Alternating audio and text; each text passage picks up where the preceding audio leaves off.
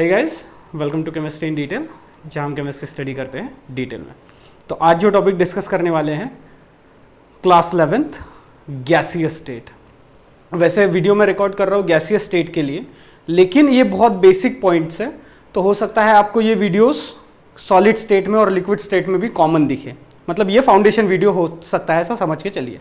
Record मैं gaseous state के लिए कर रहा हूँ। तो गैसियस स्टेट स्टडी करने से पहले हमको स्टडी करनी होगी एक डेफिनेशन, जहां से पूरी स्टेट्स निकलती है। मैटर किसको बोलेंगे? Matter, anything that has mass and which occupies space. Anything that has mass and which occupies space.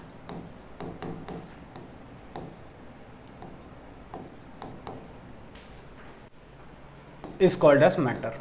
किसको बोलेंगे matter?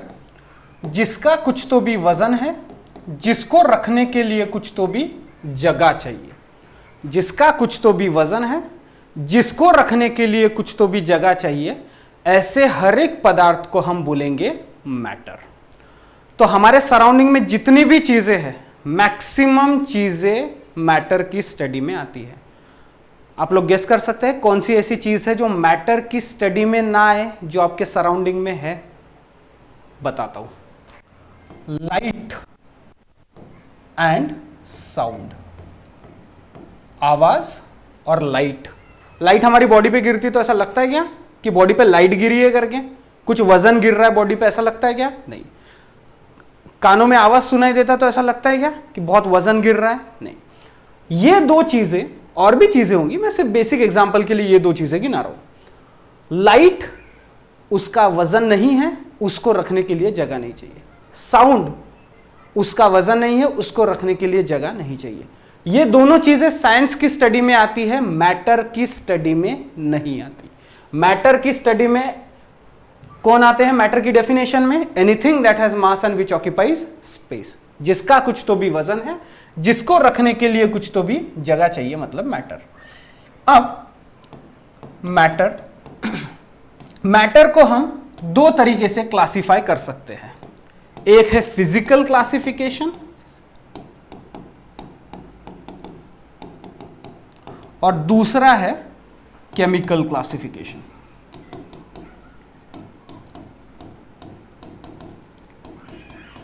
Physical classification and chemical classification. Physical classification होता है on the basis of physical properties.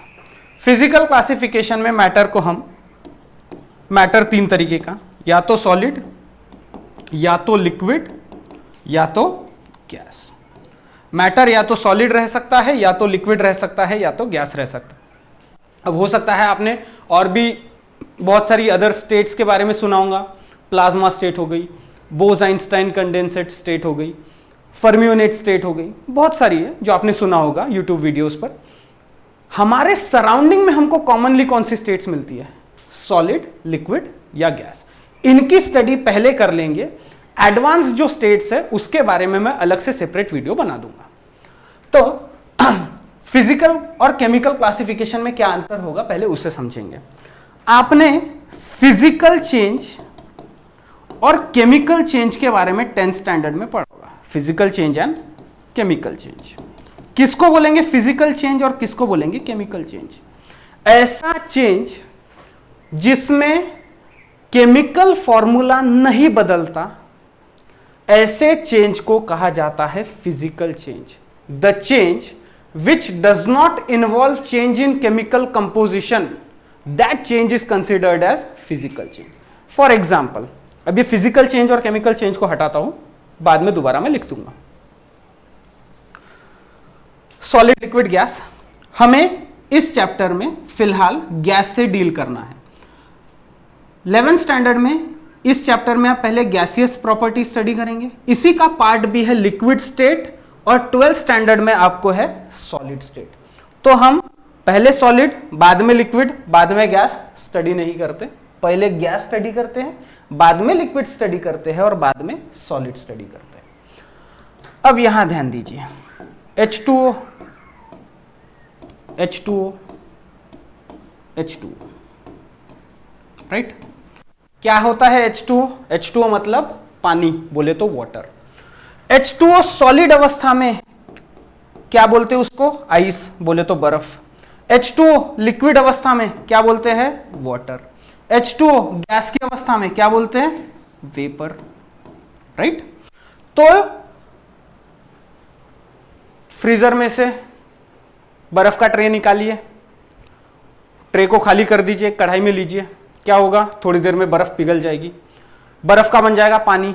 अब उसी पानी को कढ़ाई में गर्म करना स्टार्ट कर दीजिए, पानी उड़ जाएगा, लिक्विड अवस्था से चला जाएगा गैस की अवस्था में।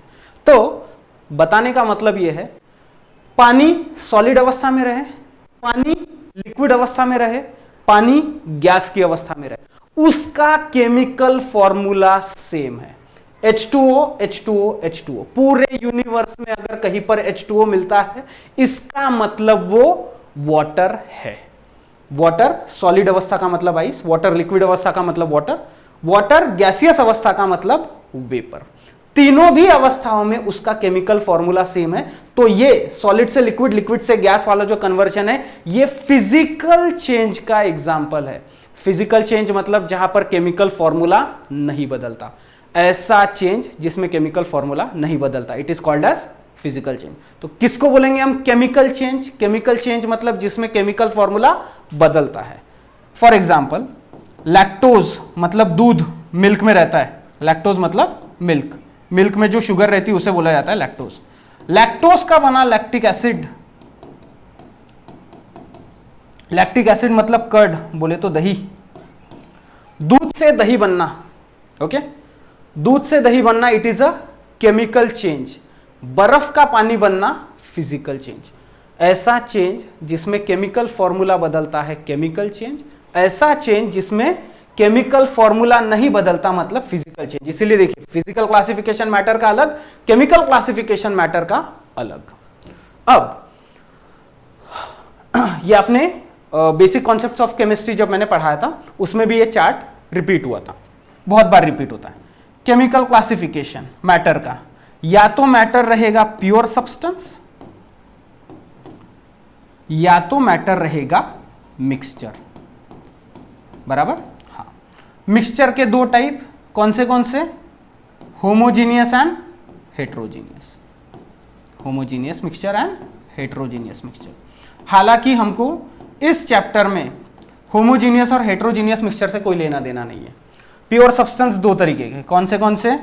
Element and compound, element and compound, इनसे थोड़ा सा मतलब है। केमिकल क्लासिफिकेशन में प्योर सब्सटेंस या तो एलिमेंट रहेगा या तो कंपाउंड रहेगा। अब ऐसा है क्या कि एलिमेंट है 118, राइट, और बनने वाले केमिकल फॉर्मूले हैं दुनिया में 10 करोड़ से ज्यादा। तो एलिमेंट सॉलिड अवस्था में ही रहते हैं, कंपाउंड लिक्विड अवस्था में ही रहते हैं? ऐसा नहीं होता। प्योर सब्सटेंस एलिमेंट रहे या कंपाउंड रहे, सॉलिड, लिक्विड और गैस किसी भी अवस्था में रह सकता है। हमको इस चैप्टर में सिर्फ सॉलिड, लिक्विड और गैस से मतलब है। Is that clear? I hope यहां तक क्लियर हो गया होगा। इसको पहले सेव कर लेंगे, उसके बाद में फिजिकल क्लासिफिकेशन को स्टडी करते। इसका स्क्रीनशॉट लो, सेव कर लो। हो गया? चलिए, सॉलिड, लिक्विड और गैस, राइट। कौन सी चीज सॉलिड रहेगी, कौन सी चीज लिक्विड रहेगी और कौन सी चीज गैस रहेगी, ये दो फोर्सेस मिलके तय करते हैं।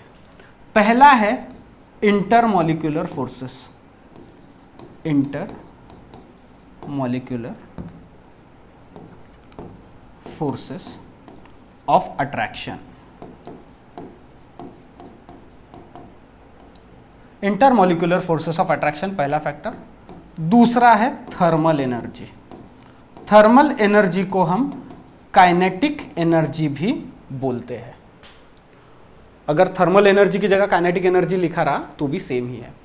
ये दोनों मिलके इंटरमॉलिक्यूलर फोर्सेस ऑफ अट्रैक्शन को मैं IMF लिखता हूं, ओके, IMF, और थर्मल एनर्जी को मैं TE लिखता हूं, थर्मल एनर्जी। IMF मतलब इंटरमोलिकुलर फोर्सेस ऑफ अट्रैक्शन।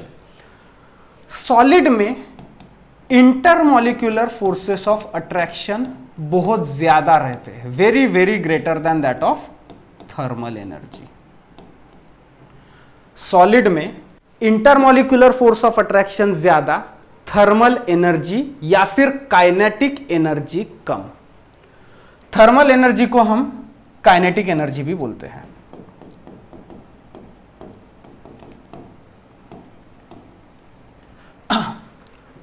तो मैं यहां पर काइनेटिक एनर्जी लिखता हूं क्योंकि काइनेटिक एनर्जी बचपन से अपन पढ़ते आए और अपने को पता है जो चीज मोशन में रहती है, जो इधर उधर घूमते रहती है, उसकी काइनेटिक एनर्जी ज्यादा होती है।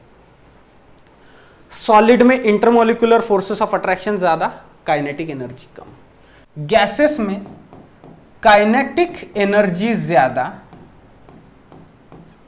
Intermolecular forces of attraction come. Liquid में इंटरमोलिकुलर फोर्सेस ऑफ अट्रैक्शन और काइनेटिक एनर्जी दोनों एक दूसरे को कड़ी टक्कर देंगे। ये दो चीजें एक दूसरे के अपोजिट में काम करती है। इंटरमोलिकुलर फोर्सेस चीजों को नजदीक रखने की कोशिश करता है, काइनेटिक एनर्जी चीजों को इधर उधर भगाने की कोशिश करती है। दोनों एक दूसरे के अपोजिट में काम करते हैं, दोनों की आपस में रेस लगती है। जो जीत जाता है वो मैटर की अवस्था तय करता है। इंटरमोलिकुलर फोर्सेस जीत गए, काइनेटिक एनर्जी हार गई, तो मैटर की अवस्था सॉलिड। क्यों? इंटरमोलिकुलर फोर्सेस जीत गए। काइनेटिक एनर्जी जीत गई, इंटरमोलिकुलर फोर्सेस हार गए, काइनेटिक एनर्जी जीत गई, मैटर की अवस्था गैस। इंटरमोलिकुलर फोर्सेस और काइनेटिक एनर्जी दोनों एक दूसरे को कड़ी टक्कर दे रहे हैं। इंटरमोलिकुलर फोर्सेस बोल रहा है मैं चीजों को नजदीक रखूंगा, काइनेटिक एनर्जी बोल रही है मैं चीजों को इधर उधर घुमाऊंगी। दोनों एक दूसरे को बैलेंस करेंगे तो मैटर की अवस्था रहेगी लिक्विड। ठीक है, और ये दोनों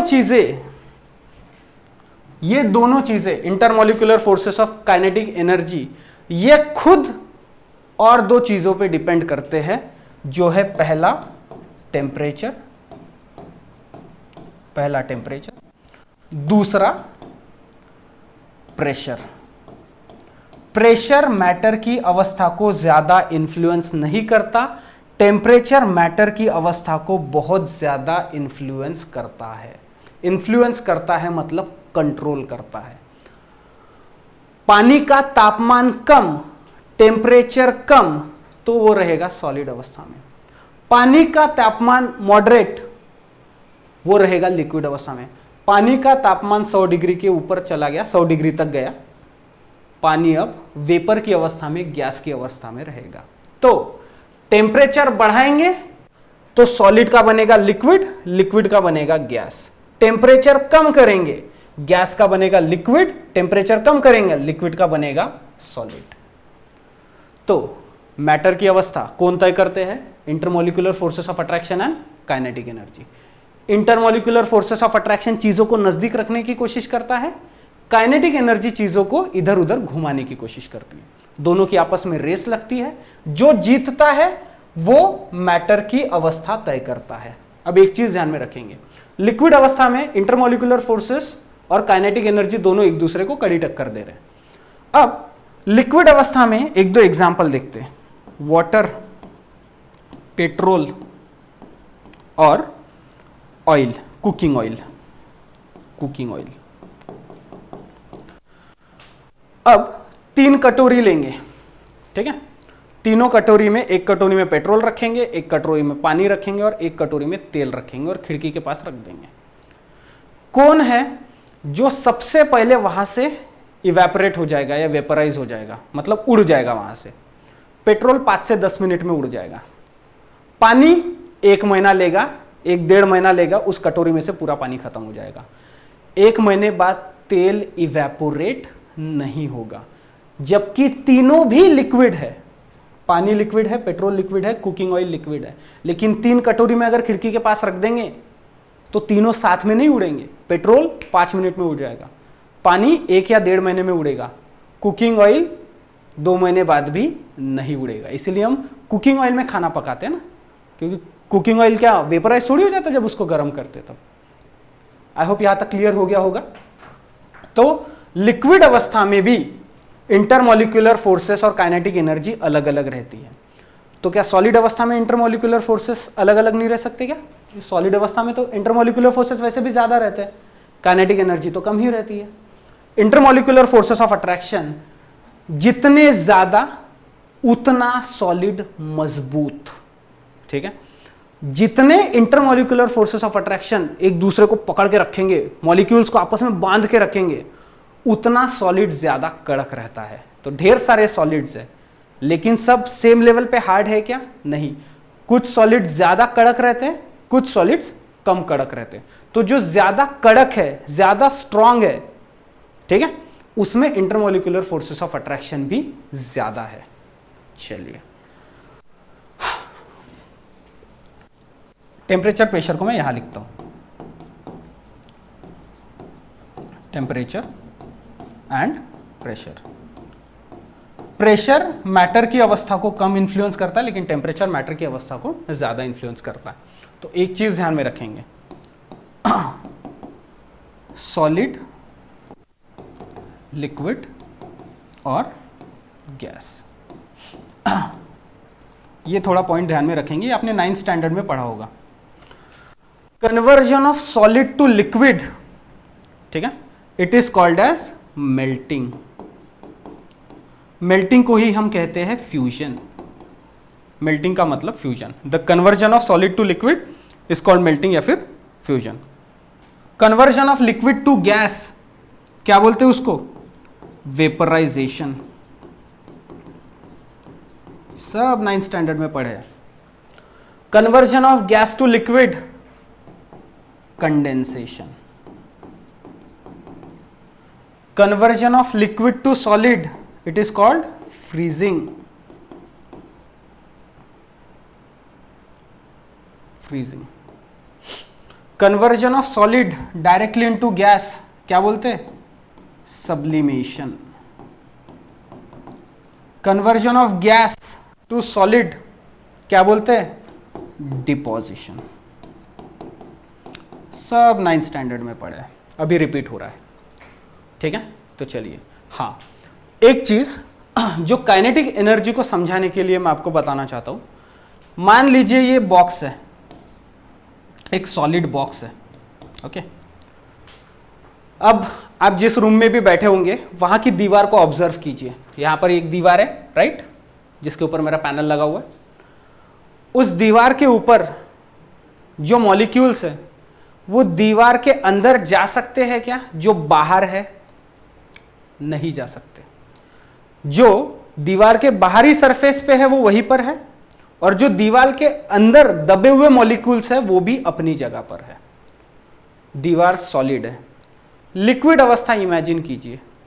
क्या लिक्विड अवस्था में पानी पकड़ लीजिए, एक ग्लास में पानी रखा हुआ है, तो पानी का पार्टिकल जो आधे घंटे पहले ऊपर सरफेस पे था, जरूरी है क्या आधे घंटे बाद भी वहीं पर रहे?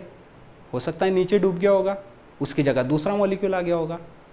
होगा नहीं, ऐसा होता है। गैसेस में एक बलून लीजिए, बलून में गैस भरिए, फुगा लेंगे, बलून लेंगे, उसमें गैस भरेंगे, तो जो उसकी जो इनर वॉल है, उसको जो टकराने वाले गैसियस मॉलिक्यूल्स है वो वहीं पर रहेंगे क्या? नहीं, इधर उधर भागते रहते हैं। तो वो मॉलिक्यूल्स की इधर उधर भागने की टेंडेंसी को ही कहा जाता है काइनेटिक एनर्जी। सॉलिड में मॉलिक्यूल्स अपनी जगह नहीं बदल सकते अनलेस एंड अनटिल कोई बाहरी प्रेशर या फोर्स अप्लाई ना करे। सॉलिड में जो मॉलिक्यूल जहां है वहीं पे रहेगा। अगर ये बॉक्स है तो बॉक्स की बाहरी सरफेस का जो मॉलिक्यूल रहेगा वो वहीं पे रहेगा, बॉक्स के अंदर दबा हुआ जो मॉलिक्यूल रहेगा वहीं पर रहेगा। क्यों? क्योंकि इंटरमॉलिक्यूलर फोर्सेस ज्यादा है, उन्हें अपनी जगह से हिलना अलाउ नहीं करते। लेकिन काइनेटिक एनर्जी चीजों को इधर उधर घुमाने में ज्यादा विश्वास रखती है। अब इसके अगले स्लाइड में स्टडी करेंगे कितने टाइप के इंटरमॉलिक्यूलर फोर्सेस रहते हैं। जब चारों टाइप के स्टडी कर लेंगे फिर हम काइनेटिक एनर्जी पर आएंगे। इसको पहले सेव कर लेंगे। हो गया? चलिए, अब इंटरमॉलिक्यूलर फोर्सेस ऑफ अट्रैक्शन कितने टाइप के रहते हैं वो देखेंगे। IMF मतलब intermolecular forces of attraction.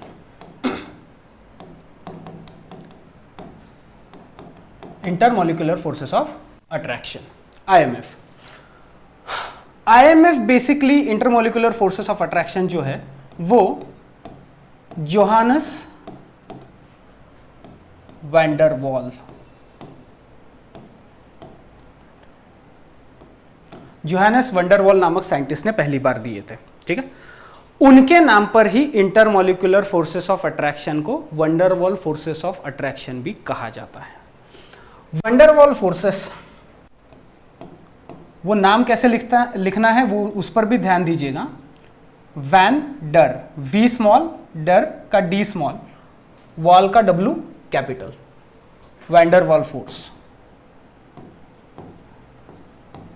Forces.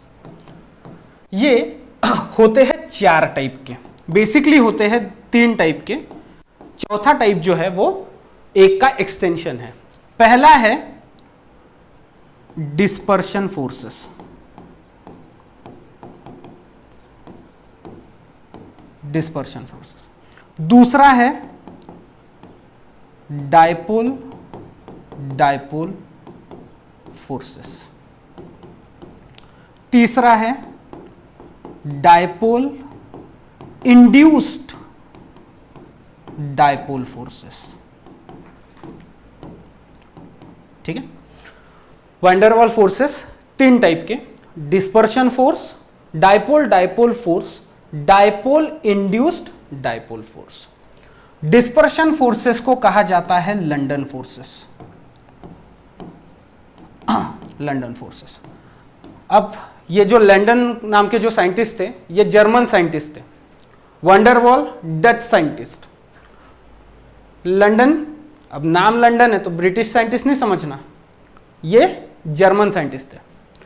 Dipole forces को कहा जाता है कीसम फोर्सेस, कीसम फोर्सेस। क्यों? डिस्पर्शन फोर्सेस इन्होंने इंट्रोड्यूस किए थे, डायपोल फोर्सेस कीसम नाम के साइंटिस्ट ने इंट्रोड्यूस किए थे।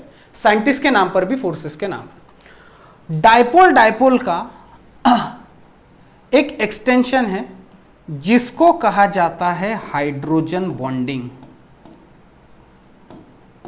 Hydrogen bonding.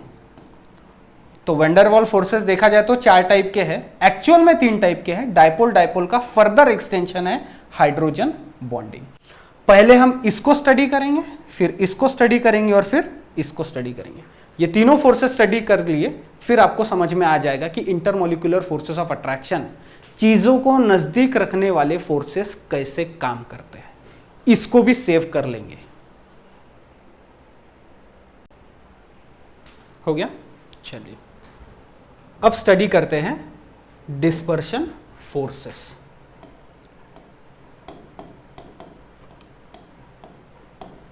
डिस्पर्शन फोर्सेस किसने बताए थे?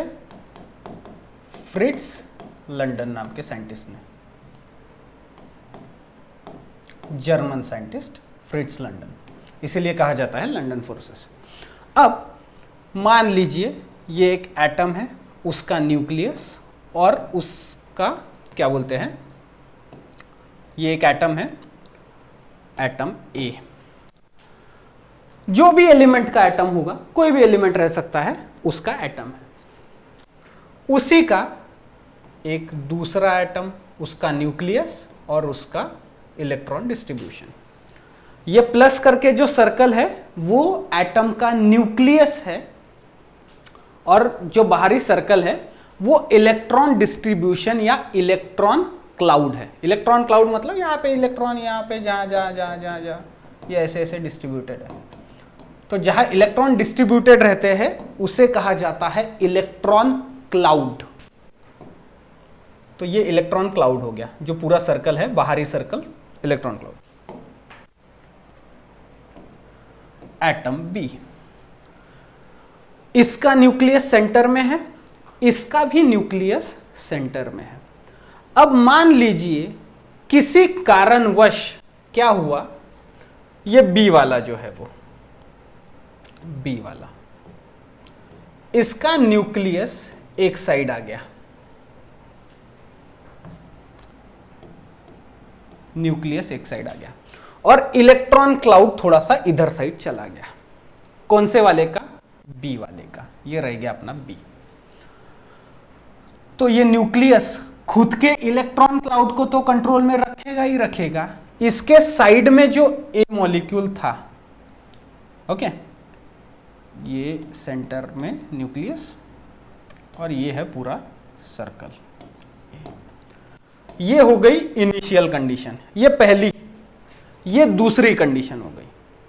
पहले कंडीशन में क्या है? दोनों के न्यूक्लियस सेंटर में है। दूसरी कंडीशन में बी का एटम बी का न्यूक्लियस सेंटर से हिल गया और इलेक्ट्रॉन क्लाउड डिस्टर्ब हो गया। अब ये क्या करेगा? खुद के इलेक्ट्रॉन प्लस इसके इलेक्ट्रॉन भी खींचने की कोशिश करेगा। दूसरी कंडीशन। अब फाइनल कंडीशन लिखता हूं उसके नीचे। ये इसका न्यूक्लियस, इलेक्ट्रॉनिक डिस्ट्रीब्यूशन क्लाउड बदल गया। फिर ये इसका न्यूक्लियस ए का, इसका भी इलेक्ट्रॉन क्लाउड बदल गया। पहले केस में दोनों के न्यूक्लियस सेंटर में थे, लास्ट केस में दोनों के न्यूक्लियस सेंटर में ना होते हुए हल्का सा इधर हो गया। तो ये जो पॉजिटिव है ये इधर के निगेटिव को खींचने की कोशिश करेगा, इधर के निगेटिव को खींचो। और अब ये वाला जो है एटम ए, ये हो गया एटम बी। ये इसके सामने वाला जो एटम रहेगा उसके इलेक्ट्रॉन खींचने की कोशिश करेगा। ये जो रहेगा एटम सी, ये एटम डी उसके इलेक्ट्रॉन खींचने की कोशिश करेगा, एक दूसरे के नजदीक आएंगे। तो यहां पर क्या हुआ?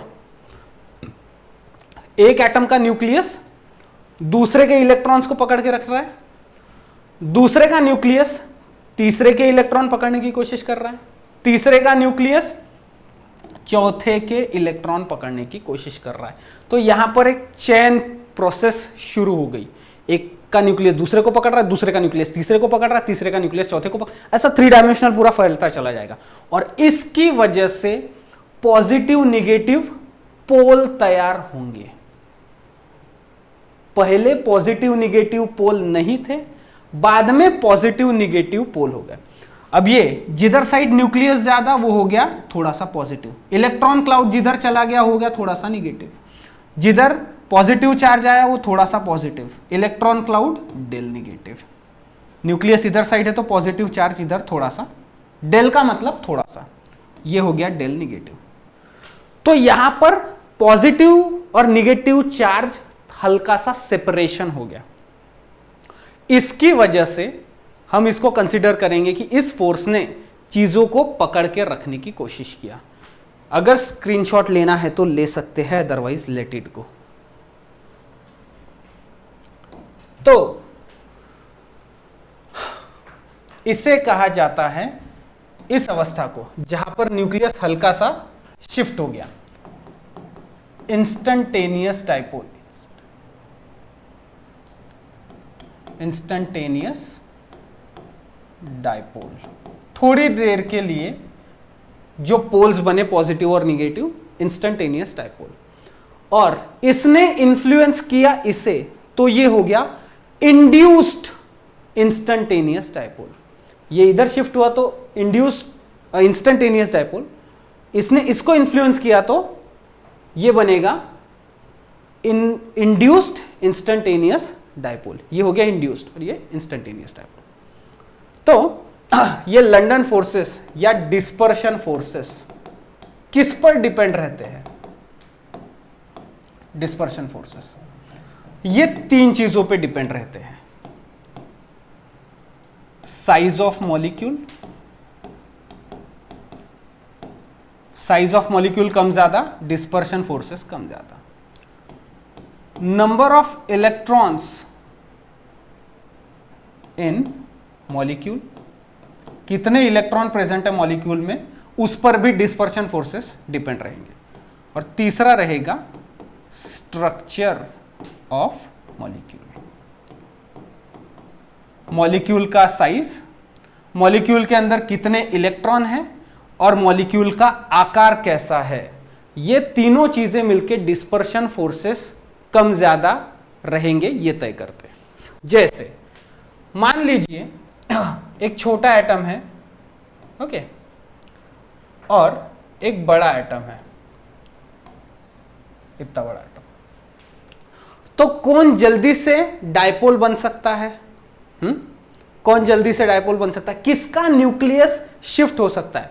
जिसका साइज छोटा वो डायपोल कम बनाएगा, जिसका एटॉमिक साइज बड़ा वो जल्दी डायपोल बनाएगा। तो ये जो एटम है उसका इलेक्ट्रॉन जल्दी एक साइड शिफ्ट हो सकता है, उसका न्यूक्लियस जल्दी एक साइड शिफ्ट हो सकता है।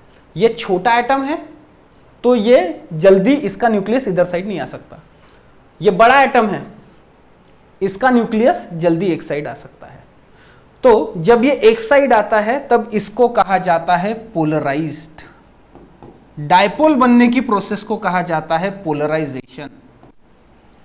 एक ही एटम या एक ही मॉलिक्यूल अगर पॉजिटिव निगेटिव चार्ज हल्के से सेपरेट होना शुरू हो गए या हो गए, सेपरेट हो गए, तो उसे कहा जाता है पोलराइजेशन। डायपोल बनने की प्रोसेस को कहा जाता है polarisation.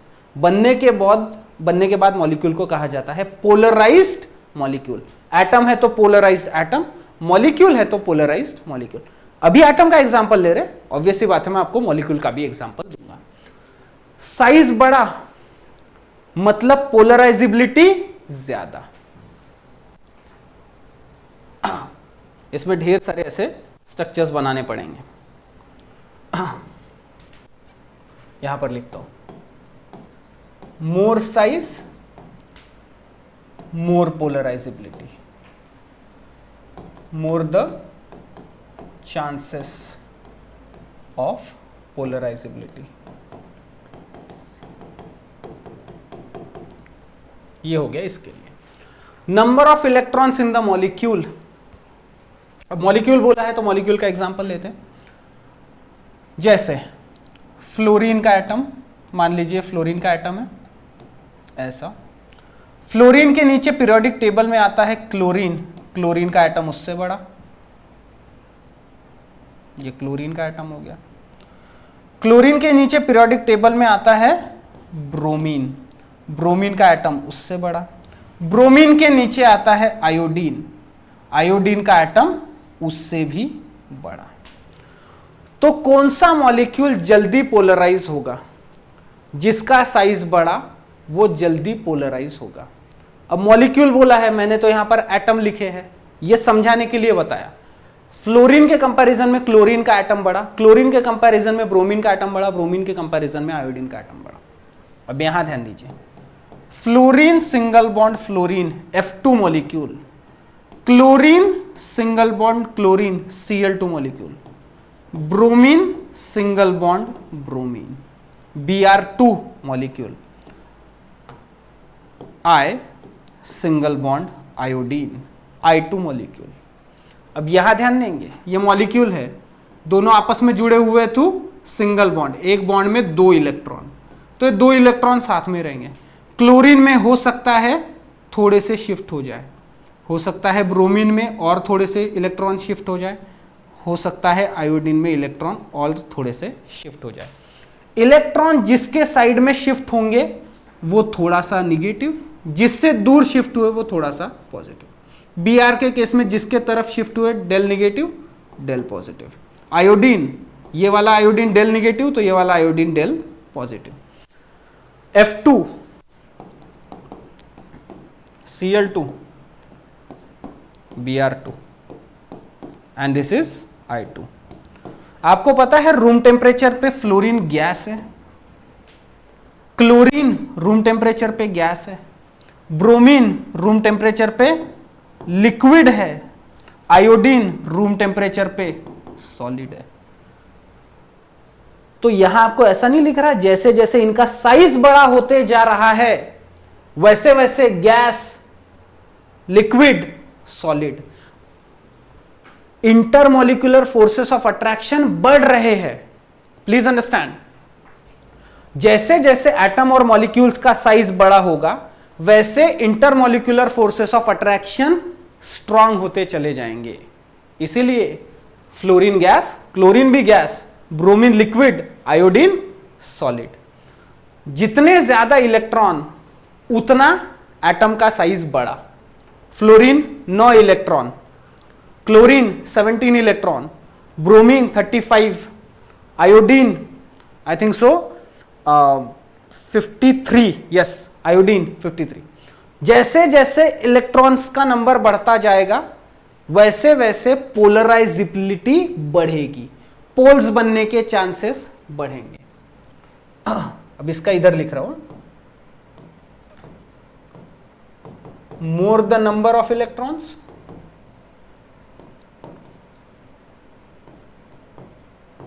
more will be polarizability, more will be polarizability। फिर बचता है स्ट्रक्चर ऑफ मॉलिक्यूल। इसका पहले स्क्रीनशॉट ले लेंगे, फिर स्ट्रक्चर ऑफ मॉलिक्यूल भी समझाता हूं। हुआ? चलिए, अब यहां पर स्ट्रक्चर ऑफ मॉलिक्यूल भी एक बहुत ही इंपॉर्टेंट रोल प्ले करता है। इससे पहले कि स्ट्रक्चर ऑफ मॉलिक्यूल का एक एग्जांपल ले, साइज ऑफ मॉलिक्यूल में भी एक देख लेते हैं। जैसे CH4 मतलब मीथेन। कार्बन के नीचे पीरियोडिक टेबल में आता है सिलेनियम, और सिलेनियम 4 हाइड्रोजन को अगर अटैच रहता है तो उसको बोलते हैं सिलेन। फिर सिलेनियम के नीचे आता है जर्मेनियम, Ge।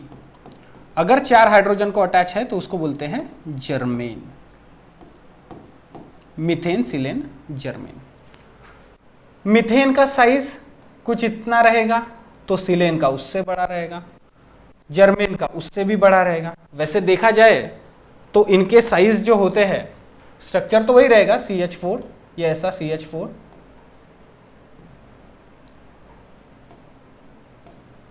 ये CH4 हो गया। ओके, तो सिमिलरली वैसा रहेगा सिलेन, SiH4, लेकिन साइज बढ़ता चला जाएगा। टॉप टू बॉटम इनका साइज बढ़ता चला जाता है। तो आपको पता होना चाहिए इनका जो मेल्टिंग पॉइंट है, जैसे जैसे साइज बढ़ता जाता है इंटरमॉलिक्यूलर फोर्सेस ऑफ अट्रैक्शन भी बढ़ते हैं, और इंटरमॉलिक्यूलर फोर्सेस ऑफ अट्रैक्शन को तोड़ने के लिए, उनको पिघलाने के लिए हीट एनर्जी ज्यादा लगती है, टेम्परेचर ज्यादा लगता है। तो मीथेन का बॉइलिंग पॉइंट है 112 केल्विन, सिलेन का है 162 और जर्मेन का है 183 केल्विन। ये इनके मेल्टिंग पॉइंट हो गए, किसके? मीथेन के, सिलेन के और जर्मेन के। 112, 161 एंड 183। ये 161 होता है, सॉरी 161, 162 लिख दिया था मैंने। ये इनके मेल्टिंग पॉइंट है। These are the melting points. बढ़ रहे हैं, टॉप टू बॉटम बढ़ रहे हैं। क्यों? साइज बढ़ता जा रहा है इसलिए बढ़ रहे हैं। उसके बाद में ये वाला जो पॉइंट है, कौन सा? Structure of molecule. जैसे structure of molecule,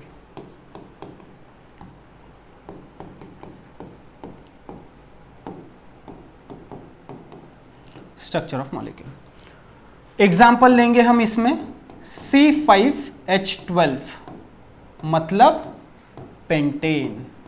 10th standard में पढ़ा होगा ना, पेंटेन। C5H12 बोले तो pentane. CH3, CH2, CH2, CH2, CH3, ये हो गया N पेंटेन। नॉर्मल मतलब सीधा पेंटेन। फिर इसका आइसो भी बनाते हैं, पता होगा आपको।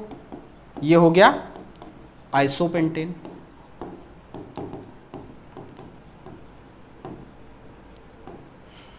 फिर नियोपेंटेन भी होता है। अगर जनरल ऑर्गेनिक केमिस्ट्री स्टार्ट हो गई होगी या आपने पढ़े होंगे तो ऑब्वियस सी बात आपको पता होगा। जब मैं ये वीडियो रिकॉर्ड कर रहा हूँ तब तक मैंने ऑर्गेनिक केमिस्ट्री के वीडियोस अपलोड नहीं किए हैं। अब एक चीज आपको यहां पर ध्यान देने वाली है,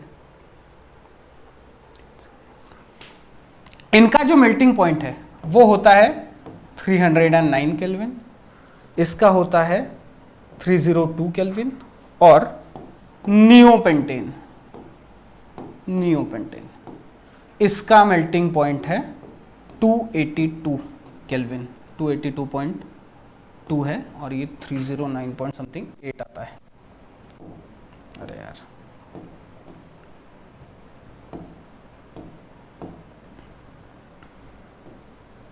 केल्विन।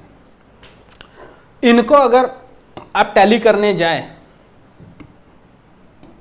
केल्विन, तो नॉर्मल, आइसो, नियो, यहां पर मेल्टिंग पॉइंट बढ़ रहा है दोनों के, नॉर्मल पेंटेन, आइसोपेंटेन और नियोपेंटेन, नॉर्मल से लेकर तो नियो तक।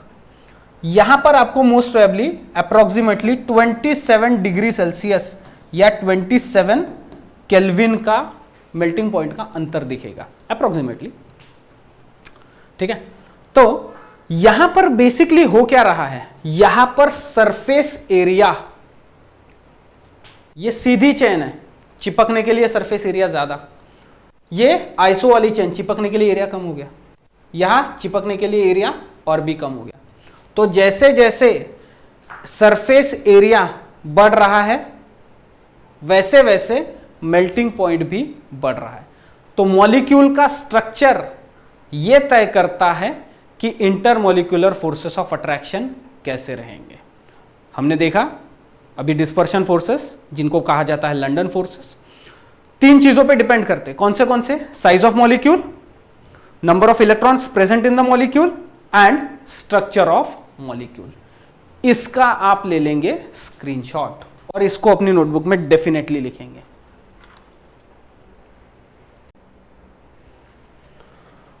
हुआ? चलिए, अब ये जो इंटरैक्शन हमने देखा किसका, instantaneous dipole to induced dipole, मतलब ये डिस्पर्शन फोर्सेस वाला। जब भी ऐसे पार्टिकल्स का क्या बोलते हैं इंटरैक्शन होता है तो उससे कुछ एनर्जी रिलीज होती है, कुछ एनर्जी क्रिएट होती है। The energy due to these forces, मतलब कौन से, डिस्पर्शन फोर्सेस, लंडन फोर्सेस या dispersion forces, due to these forces is proportional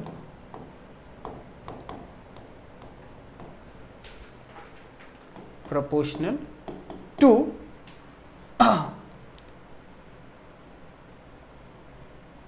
1 by r to the power 6, proportional to 1 by r to the power 6, okay, where r is the distance between, बोल रहा है, distance between two particles, 2 या फिर ज्यादा भी रह सकते हैं, distance between the particles, okay.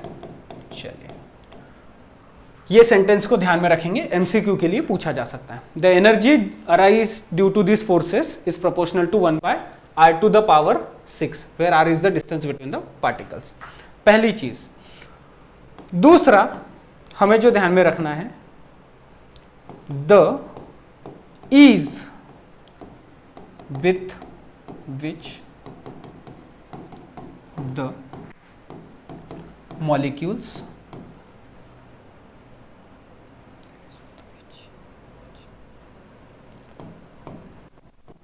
nucleus and electron distribution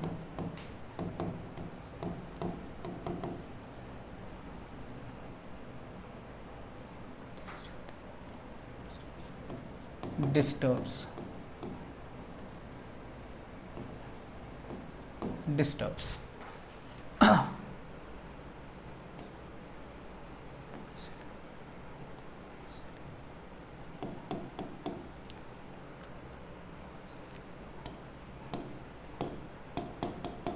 more easily with which the nucleus and electron distribution can be disturbed,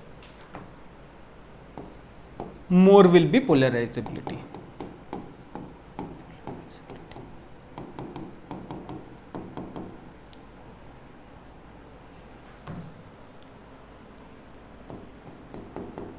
okay, जितना आसानी से हम न्यूक्लियस और इलेक्ट्रॉन डिस्ट्रीब्यूशन को डिस्टर्ब करेंगे उतनी ज्यादा पोलराइजेबिलिटी, जितनी पोलराइजेबिलिटी उतने strong dispersion forces. More the polarisability,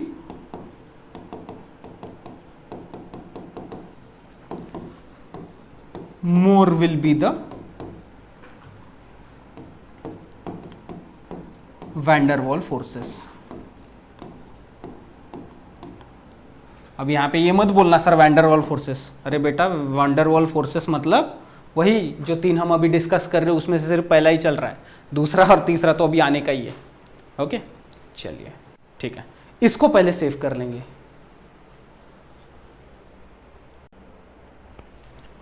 हो गया, चलिए. हाँ, और ये जो मतलब डिस्टेंस बिटवीन द पार्टिकल्स बोला है ना, तो यहां पर एक चीज ध्यान में रखेंगे, ये 500 पिकोमीटर की रेंज में ही काम करते हैं. 500 पिकोमीटर बोले तो कम डिस्टेंस हो गया, उतने डिस्टेंस में ही वो एनर्जी काम करेगी. अब हम देखेंगे दूसरे टाइप के इंटरमोलिकुलर फोर्सेस जिनका नाम है डायपोल फोर्सेस. अब डायपोल फोर्सेस मतलब कीसम फोर्सेस. कीसम नाम के साइंटिस्ट ने बताया था पहली बार 1912 में. अब इन फोर्सेस को ओरिएंटेशन फोर्स भी कहा जाता है. Dipole forces are also called as orientation forces. क्यों वो बताता हूं. डायपोल बोल रहा है तो ये इंटरमोलिकुलर फोर्स ऑफ अट्रैक्शन सिर्फ उन्हीं पार्टिकल्स या उन्हीं कंपाउंड्स में हो सकता है जहां पर क्या बोलते हैं परमानेंट डायपोल मोमेंट हो. For example hydrogen, single bond hydrogen. अब हाइड्रोजन के न्यूक्लियस में एक ही प्रोटॉन है, न्यूक्लियस में एक प्रोटॉन बोला, एटम में इलेक्ट्रॉन नहीं बोला. हाइड्रोजन के न्यूक्लियस में एक प्रोटॉन, दूसरे हाइड्रोजन के न्यूक्लियस में भी एक प्रोटॉन, ये 2 इलेक्ट्रॉन हो गए एक बॉन्ड में. Chlorine, single bond chlorine. इस क्लोरीन के न्यूक्लियस में 17 प्रोटॉन, इस क्लोरीन के न्यूक्लियस में भी 17 प्रोटॉन, इसीलिए तो दोनों क्लोरीन है ना. तो जितने पावर से ये 17 प्रोटॉन इन 2 इलेक्ट्रॉन को खींचेंगे उतने ही पावर से ये 17 प्रोटॉन ये 2 इलेक्ट्रॉन को खींचेंगे. तो इलेक्ट्रॉन बेसिकली दोनों के न्यूक्लियस के सेंटर में रहेंगे. ये H2 मॉलिक्यूल है, ये Cl2. अब मैं बनाता हूं HCl मॉलिक्यूल.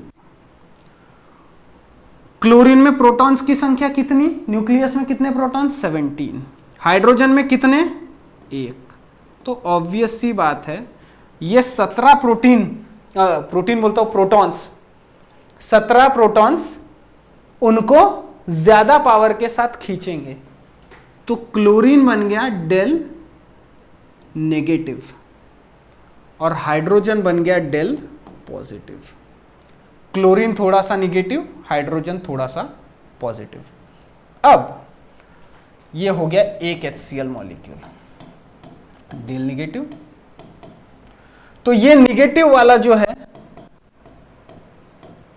ये दूसरे हाइड्रोजन, दूसरे HCl के हाइड्रोजन को अपनी तरफ खींचेगा. अब इस वाले का दूसरा HCl, पहला HCl, दूसरा HCl, दूसरे HCl में Cl निगेटिव वाला तीसरे के हाइड्रोजन को खींचेगा. तो ऐसे इंटरमॉलिक्यूलर फोर्सेस जो पॉजिटिव और निगेटिव पोल्स की वजह से जनरेट हुए हैं उन्हें कहा जाता है डायपोल फोर्सेस. मतलब ही कीसम फोर्सेस, मतलब ही ओरिएंटेशन फोर्सेस. क्यों ओरिएंटेशन? ओरिएंटेशन का मतलब किस तरीके से वो अरेंज्ड है, उसे कहा जाता है ओरिएंटेशन. तो ये इस तरीके से अरेंज्ड है कि लीनियर मॉलिक्यूल है एक लाइन में, ये ऐसा, ये हाइड्रोजन तो ये क्लोरीन, ये ऐसा लीनियर मॉलिक्यूल है। उसके बावजूद भी Cl नेगेटिव का ओरिएंटेशन दूसरे के H पॉजिटिव के तरफ है, इस Cl नेगेटिव का ओरिएंटेशन तीसरे के हाइड्रोजन के तरफ है। ओके, ये हो गया। तो ये फोर्सेस कौन से मॉलिक्यूल्स में होंगे? NH3, H2O, okay, NH3, H2O, HCl, सब में कॉमन क्या दिख रहा है? हाइड्रोजन कॉमन दिख रहा है। यह है अमोनिया का स्ट्रक्चर NH3, हाइड्रोजन, हाइड्रोजन और स्ट्रक्चर एंड बॉन्डिंग आपने पढ़े ही होंगे, ऑब्वियस सी बात है, ठीक है। तो उसमें से हाइड्रोजन होता है डेल पॉजिटिव, हाइड्रोजन होता है थोड़ा सा पॉजिटिव, हाइड्रोजन थोड़ा सा, और नाइट्रोजन रहता है डेल नेगेटिव। H2O का स्ट्रक्चर कैसा? ये ऑक्सीजन ऐसा, एक लोन पेयर, ये दूसरी लोन पेयर, ये हाइड्रोजन ऐसा और ये हाइड्रोजन ऐसा। हाइड्रोजन होता है डेल पॉजिटिव, ये वाला भी हाइड्रोजन डेल पॉजिटिव, ऑक्सीजन रहेगा डेल नेगेटिव। और HCl का केस तो मैंने अभी बता ही दिया। तो ये एक H2O, ओके, दूसरा H2O,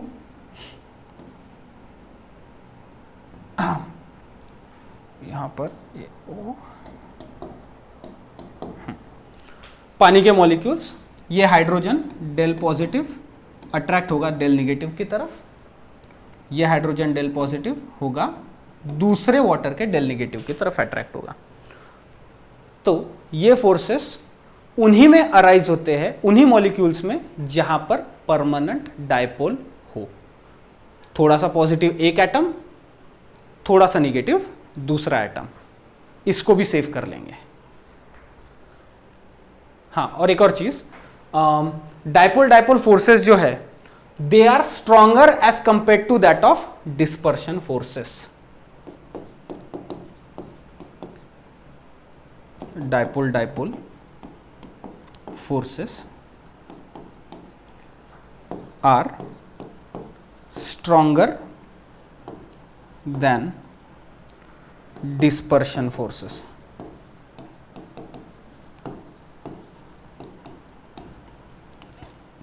ऐसा क्यों? वहां पर किसके बीच में अट्रैक्शन होता था? नॉन पोलर मॉलिक्यूल्स के बीच में, बराबर। और यहां पर किसके किसके बीच में अट्रैक्शन हो रहा है? पोलर मॉलिक्यूल्स के बीच में, जहां already del positive del negative separated है। इसको अब सेव करेंगे, हो गया। चलिए अब HCl, इसी का एग्जाम्पल देखा था हमने। यहां पर हाइड्रोजन थोड़ा सा पॉजिटिव, क्लोरीन थोड़ा सा नेगेटिव। इसे बोला जाता है dipole moment, okay, dipole moment which arises in polar molecule. Polar molecule जहां पर ऑलरेडी पॉजिटिव और निगेटिव पोल बन चुके हैं, ऐसे मॉलिक्यूल्स में डायपोल मोमेंट क्रिएट होती है, ठीक है। चलिए पहला, अब ऑब्वियस सी बात है डायपोल इंटरेक्शंस होंगे तो कुछ एनर्जी रहेगी। So the energy due to dipole interactions, dipole interactions in stationary molecules, stationary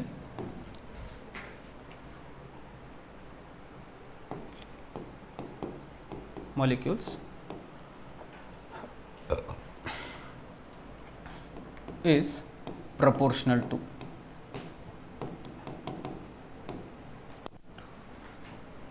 one by r to the power 3। अब ये स्टेशनरी मॉलिक्यूल्स बोल रहा है, तो स्टेशनरी मॉलिक्यूल्स कहां पर होते हैं? सॉलिड्स में, ओके। और दूसरा केस है लिक्विड्स का। And in rotating molecules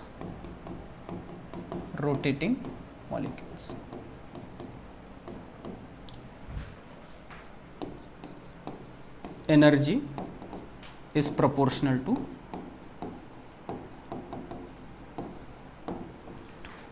1 by r to the power 6, okay, where r is distance between two molecules, distance between two molecules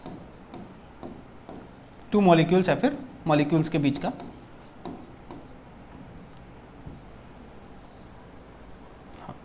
ठीक है। अब एक चीज ध्यान में रखेंगे, स्टेशनरी बोला है, स्टेशनरी मतलब जहां पर किताबें मिलती है वो स्टेशनरी मतलब जिनकी जगह फिक्स है। स्टेशनरी मॉलिक्यूल्स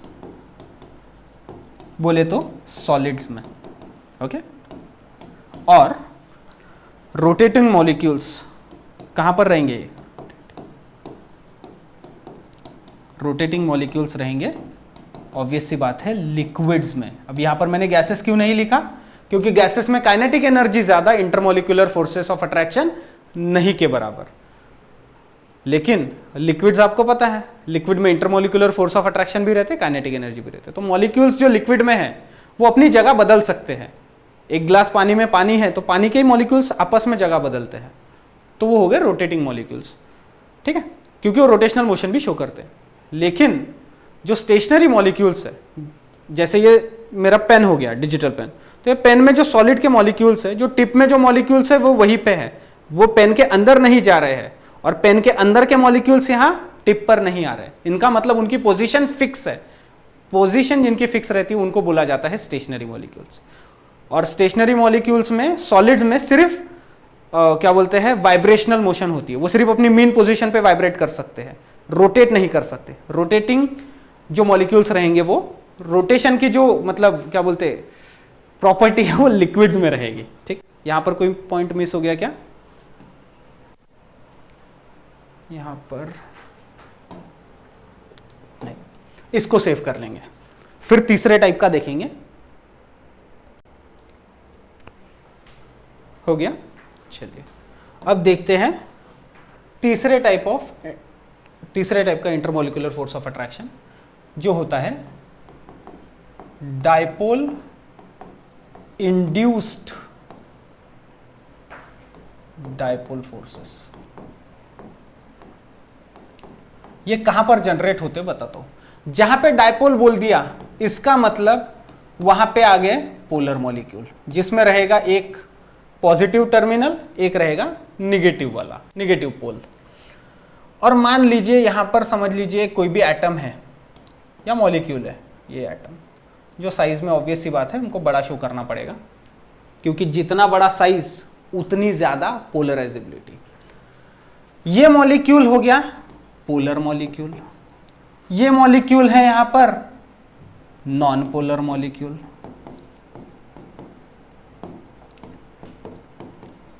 दोनों के बीच में इंटरैक्शन हो गया तो हाइड्रोजन जहां H पॉजिटिव है, क्लोरीन जहां hydrogen del positive, chlorine del negative, ये क्या करेगा, इसका पॉजिटिव चार्ज ऐसे टाइप का, वो एटम का न्यूक्लियस इधर साइड शिफ्ट हो गया। यहां पर न्यूक्लियस इधर साइड पे था सेंटर में, अब वो इधर शिफ्ट हो गया यहां पर। तो यहां पर ये पोर्शन थोड़ा सा डेल नेगेटिव और ये पोर्शन डेल पॉजिटिव। तो ये जो इंटरैक्शन है कौन से दो लोगों के बीच में, पोलर और नॉन पोलर मॉलिक्यूल के बीच में हुआ है।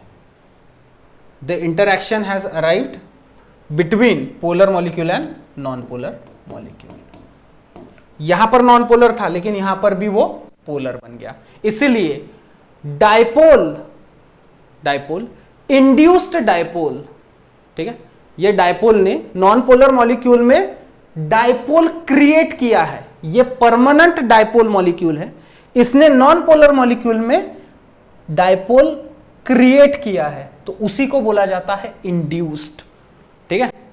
फोर्सेस कितने टाइप के? 3 टाइप के। कहाँ गया रे वाह? Dispersion, dipole dipole forces, dipole induced dipole forces, जो अभी हमने इस लास्ट स्लाइड में देखे हैं। यहां पर भी मॉलिक्यूल्स की वजह, इंटरेक्शन की वजह से एक एनर्जी क्रिएट होगी, तो the energy due to dipole induced dipole interaction is proportional to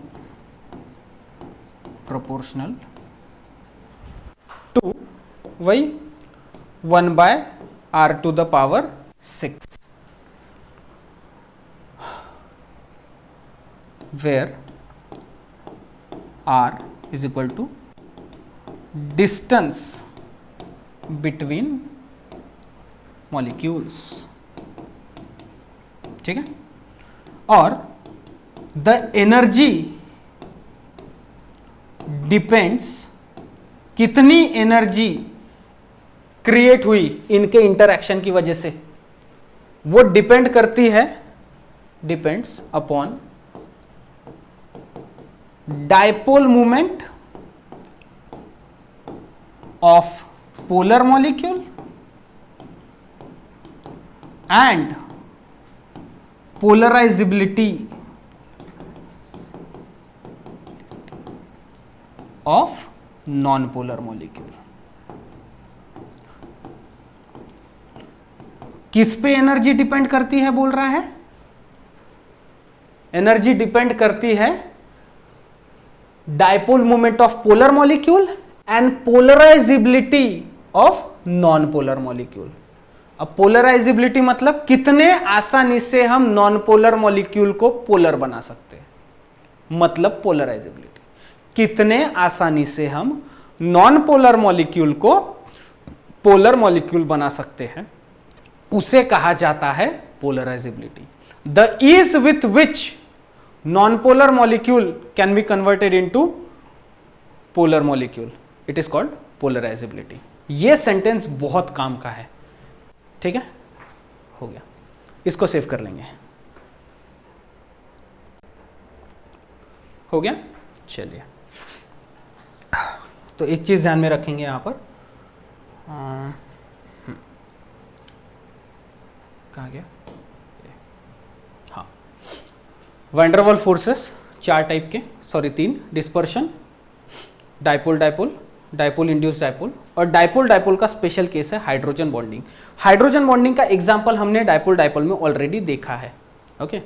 हाँ, ये वाला जो है डाइपोल इंड्यूस डाइपोल फोर्सेस, ये डीबाय नाम के साइंटिस्ट ने बताया था, डीबाय 1920 में डीबाय नाम के साइंटिस्ट ने इस फोर्स को डिस्कवर किया था। अब एक चीज ध्यान में रखेंगे, जो हाइड्रोजन बॉन्डिंग होती है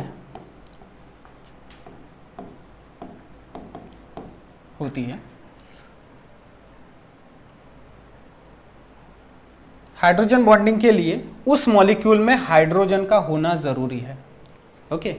अब एक चीज ध्यान में रखेंगे, जैसे फ्लोरीन सिंगल बॉन्ड फ्लोरीन बनता है, क्लोरीन सिंगल बॉन्ड क्लोरीन बनता है, ओके। तो वैसे ही क्लोरीन सिंगल बॉन्ड फ्लोरीन नहीं बन सकता क्या? बन सकता है, बनता है। तो यहां पर दोनों में से ज्यादा इलेक्ट्रोनेगेटिव एलिमेंट कौन है? फ्लोरीन डेल नेगेटिव, क्लोरीन यहां पर बन जाएगा डेल पॉजिटिव।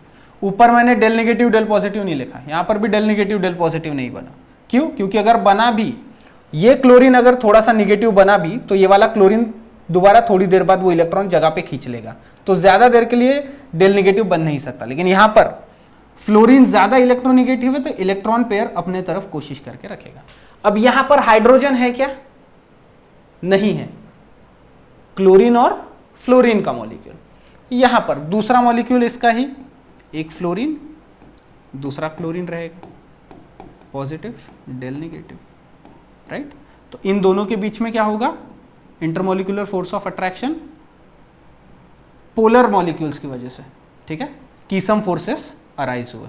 यहां पर हाइड्रोजन है क्या? नहीं, लेकिन जहां पर हाइड्रोजन मॉलिक्यूल प्रेजेंट रहता है किसी भी केमिकल फॉर्मूले में, तो वहां पर पोल क्रिएट होने के चांसेस बहुत ज्यादा रहते हैं। ये हो गया hydrogen bonding is a special case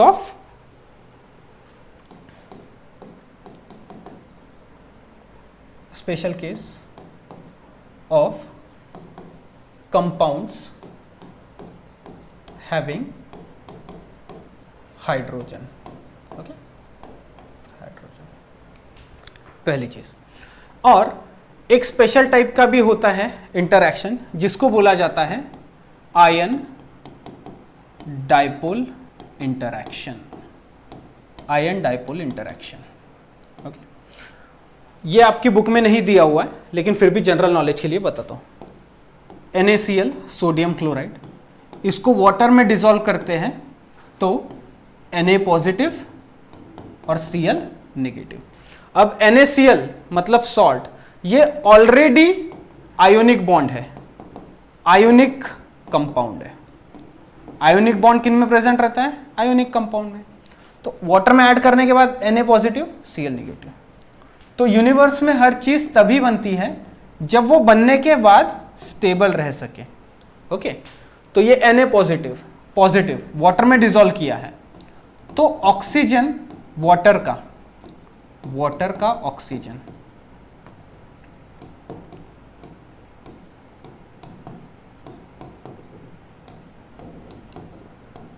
ठीक है, डेल नेगेटिव,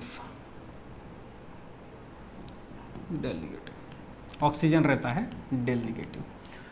सोडियम है पॉजिटिव, तो वाटर उसे अपना निगेटिव टर्मिनल देके स्टेबलाइज करने की कोशिश करेगा।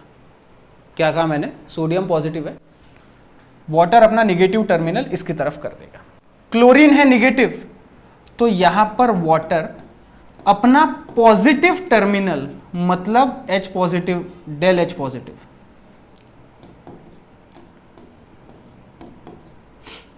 क्लोरीन की तरफ कर देगा।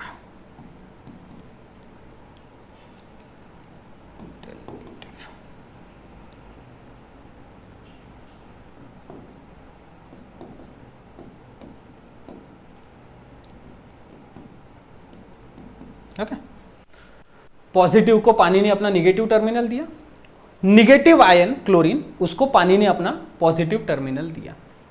इसीलिए आयोनिक कंपाउंड पोलर सॉल्वेंट में डिसॉल्व होते हैं। NaCl आयोनिक कंपाउंड है, पानी पोलर सॉल्वेंट है, इसीलिए पोलर सॉल्वेंट में आयोनिक कंपाउंड डिसॉल्व होते हैं। क्यों? क्योंकि आयंस का सेपरेशन होने के बाद पॉजिटिव वाले को निगेटिव टर्मिनल से स्टेबलाइज किया जाता है, निगेटिव वाले को पॉजिटिव टर्मिनल से स्टेबलाइज करके मदद की जाती है। बस, तो यहां पर इंटरैक्शन किसके बीच में है? पॉजिटिव वाला कटायन, नेगेटिव वाला अनायन, आयन और पोल्स के बीच में। इसीलिए कौन से टाइप का?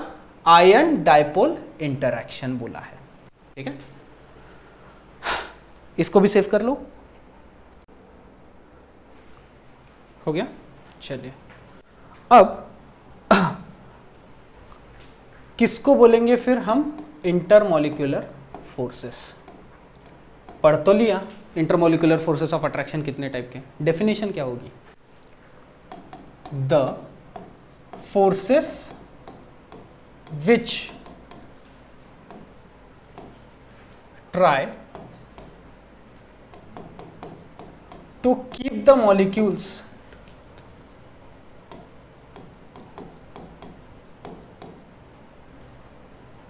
bind together.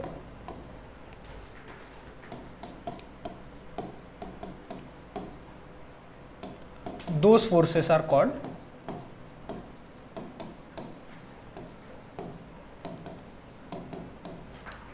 intermolecular forces of attraction. किनको बोलेंगे इंटरमॉलिक्यूलर फोर्सेस ऑफ अट्रैक्शन? वो फोर्सेस जो चीजों को नजदीक आपस में बांध के रखने की कोशिश करेंगे, उनको बोलते हैं intermolecular. The forces which tries to keep the molecules bind together, those forces are called intermolecular. तो किन को बोलेंगे हम? काइनेटिक एनर्जी, क्योंकि काइनेटिक एनर्जी भी तो पढ़नी है ना। The energy which tries to keep the molecules in constant random motion, ये वर्ड को अंडरलाइन कर लेंगे, constant random motion. The energy which tries to keep the is called kinetic energy. अब यहां पर फिजिक्स की काइनेटिक एनर्जी मत लगाना कि काइनेटिक एनर्जी जितनी ज्यादा मोशन में रहेंगी कोई बॉडी तो फिर काइनेटिक एनर्जी। हमें पता है काइनेटिक एनर्जी चीजों को कांस्टेंट रैंडम मोशन, क्योंकि हवा के पार्टिकल्स, गैसेस के पार्टिकल जब एक जगह से दूसरी जगह पर जाते हैं तो कोई सीधी लाइन में ट्रैवल करेंगे इसकी थोड़ी कोई गारंटी है। सीधे ट्रैवल कर सकते हैं, रैंडम किसी भी डायरेक्शन में जा सकते हैं, लेकिन हमेशा मूव होते रहते हैं। इसीलिए keeps the molecule, tries to keep the molecule in constant random motion, it is called kinetic energy. Okay, और किन्हें कहेंगे हम? मेल्टिंग पॉइंट और बॉइलिंग पॉइंट। ये अभी इसलिए बता रहा हूं क्योंकि अभी लेक्चर खत्म होने से पहले इसे थोड़ा एक्सप्लेन करना है। The temperature at which solid becomes liquid, उस टेम्परेचर को हम क्या बोलते हैं? Melting point. तो किसको बोलेंगे हम? Boiling point. The temperature at which liquid becomes gas, liquid becomes gas, उस टेम्परेचर को बोला जाता है बॉइलिंग पॉइंट। तो इसको पहले सेव कर लीजिए फास्ट, फिर हम लेक्चर वाइंड अप कर देंगे।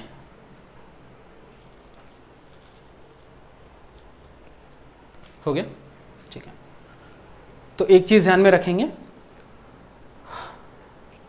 जितने ज्यादा intermolecular forces of attraction strong रहेंगे उतना हमें टेम्परेचर ज्यादा लगेगा। यहां ध्यान देंगे, सॉलिड, लिक्विड और गैस। सॉलिड को हीट करो, गर्म करो तो लिक्विड बनेगा, लिक्विड को हीट करो तो गैस बनेगा, गैस को ठंडा करो, कूल करो तो लिक्विड बनेगा, लिक्विड को ठंडा करो, कूल करो तो सॉलिड बनेगा। अब ये कन्वर्जन्स ध्यान से देखिए, सॉलिड से लिक्विड। तो जैसे 0 डिग्री के बाद, मतलब 1-2 डिग्री पे, 0 डिग्री के बाद क्या होता है? बर्फ जो है वो पिघलना शुरू हो जाती है, आइस स्टार्ट्स बिकमिंग वाटर। तो 0 डिग्री पे क्या हर चीज पिघल जाती है क्या? नहीं। रूम का टेम्परेचर मान लीजिए होगा 35-36 डिग्री, ठीक है, कोई भी, तो उस चीज पे हर चीज, उस टेम्परेचर पे हर चीज लिक्विड बन जाती है क्या? नहीं। हर सॉलिड को पिघलाने के लिए अलग अलग तापमान लगता है। क्यों? क्योंकि हर सॉलिड में इंटरमोलिकुलर फोर्सेस ऑफ अट्रैक्शन अलग अलग। जितने ज्यादा इंटरमोलिकुलर फोर्सेस ऑफ अट्रैक्शन रहेंगे उतना ज्यादा टेम्परेचर सप्लाई करना होगा, तब जाके वो सॉलिड पिघलेगा। जितने स्ट्रॉन्ग इंटरमोलिकुलर फोर्सेस उतना ज्यादा तापमान लगेगा उसको पिघलाने के लिए। तो हम जब किसी चीज को पिघलाते हैं, सॉलिड का कन्वर्जन लिक्विड में करते हैं, बेसिकली हम क्या कर रहे हैं? इंटरमोलिकुलर फोर्सेस ऑफ अट्रैक्शन को कम कर रहे हैं। सॉलिड में इंटरमोलिकुलर फोर्सेस ऑफ अट्रैक्शन बहुत ज्यादा as compare to that of kinetic energy. Gases में काइनेटिक एनर्जी बहुत ज्यादा as compare to that of intermolecular forces. Liquid में आईएमएफ और काइनेटिक एनर्जी दोनों लगभग सेम, लगभग एक दूसरे को कड़ी टक्कर। तो सॉलिड को लिक्विड में कन्वर्ट करना मतलब मेल्टिंग। तो बेसिकली क्या कर रहे हैं, जब हम सॉलिड को गर्म करते हैं हम इंटरमॉलिक्यूलर फोर्सेस ऑफ अट्रैक्शन को कम कर रहे हैं, काइनेटिक एनर्जी को बढ़ा रहे हैं। काइनेटिक एनर्जी बढ़ाने के लिए हमें तापमान बढ़ाना होगा। इंटरमॉलिक्यूलर फोर्सेस ऑफ अट्रैक्शन को कमजोर करने के लिए, काइनेटिक एनर्जी बढ़ाने के लिए तापमान बढ़ाना होगा। जितने strong intermolecular forces of attraction उतना ज्यादा तापमान लगेगा उसको पिघलाने के लिए, ठीक है। और मैंने इस वीडियो के स्टार्टिंग में बताया था कि दो फैक्टर्स दोनों को तय करते हैं, इंटरमॉलिक्यूलर फोर्सेस ऑफ अट्रैक्शन को भी और काइनेटिक एनर्जी। कौन से दो factor? Temperature and pressure. Temperature ज्यादा इंफ्लुएंस करता है, प्रेशर बहुत ही कम इंफ्लुएंस करता है। इससे रिलेटेड इंटर कन्वर्जन हम अगले टॉपिक में देखेंगे, ठीक है। काइनेटिक एनर्जी की डेफिनेशन मैंने आपको बता दी। काइनेटिक एनर्जी मतलब ही थर्मल एनर्जी। यहां पर हमारा वीडियो खत्म होता है, ओके। स्क्रीनशॉट ले लेंगे इस चीज का और पढ़ते रहेंगे। वीडियो देखने के लिए थैंक यू वेरी मच।